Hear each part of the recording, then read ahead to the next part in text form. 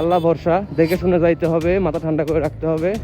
তো বিষয় হচ্ছে এখন আপনাদেরকে আমি দেখাইতে যাচ্ছি হাই স্পিডে ঠিক কতটা বিপজ্জনক হইতে পারে এই ওয়ান ওয়ে রাস্তাগুলা।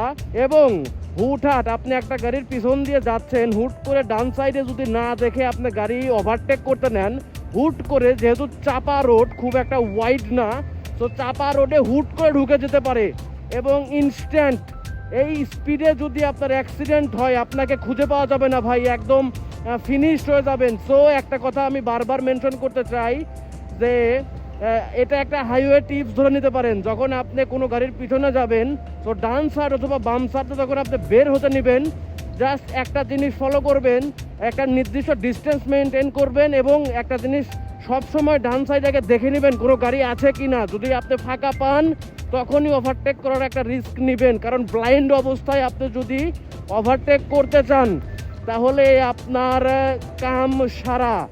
এনিওয়ে, আপনারা সব সময় মাথা ঠান্ডা করে ওয়ান ওয়ে রাস্তাগুলোতে সবচেয়ে বেশি মাথা ঠান্ডা করে রাস্তায় গাড়ি চালাবেন, কারণ ডাবল ওয়ে রাস্তাতে যখন সেপারেটলি যখন মানুষ যাতায়াত করে তখন খুব একটা প্রেশার হয় না, যখন যাচ্ছে যাচ্ছে, যে আসতেছে সে আসতেছে, সো প্যারা হয় না। আর একই রাস্তায় যখন ইনকামিং এবং আউটগোয়িং হবে তখন আপনার এই সমস্যাগুলোর সম্মুখীন হয় সবাই।